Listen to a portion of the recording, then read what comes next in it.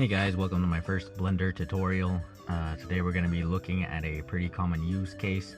We're going to be looking at how you put tits on Mario. So to start with, I've recorded some base footage off my N64. My joystick has a defect where it points down sometimes and just, I can either unplug it and plug it back in to fix it, or I can just let it run.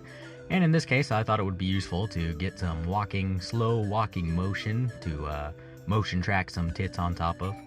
So here we've got our Mario walking footage. It's just, Mario walking into camera.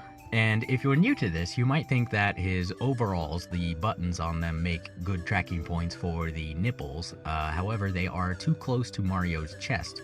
So if we want him to have a full bosom, C-cups or larger, we can still use the buttons, but not as a tracking point for the nipples. We want the nipples to protrude. We want the nipples to be free to flop about.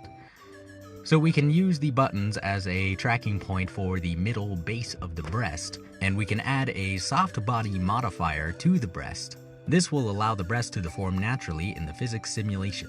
Now that we have our soft body breasts, it's time to do some motion tracking. Recording some pickup audio. Setup is a little bit different than before, so I hope it sounds similar enough. I'm going to try to blend it together smoothly, so hopefully there's not any noticeable difference. So the original footage was a little bit too difficult to analyze for the motion tracking, so I ran it through a denoiser, a couple of the denoise filters just in Shotcut, free video editor, media program, multimedia editor, you might say, free source, open source, the source of video editing.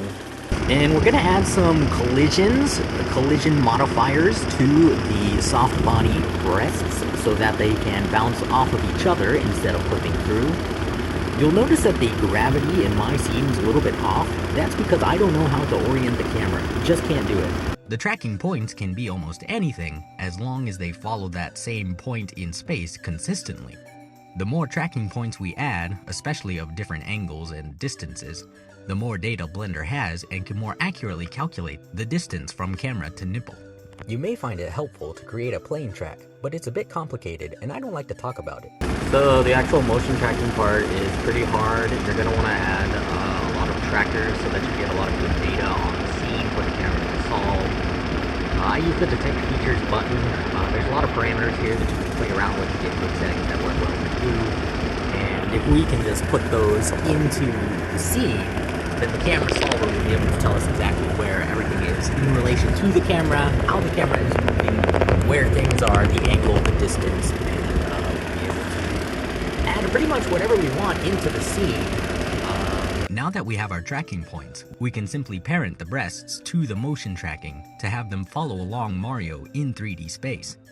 Now we can apply the breast layer, render the breast animation to video, and there you have it. That's how to put tits on a Mario. Looking good, Mario. Look at those big Mamma Mia milkers. Wahoo! Let's-a go. So long, gay Bowser. Hello, queer Mario. Thank you for watching this comprehensive Blender tutorial. I think I've covered pretty much everything, so I don't think I'll do any more tutorials after this. Thanks for watching. Have a good one. Goodbye. And hey, you're the breast.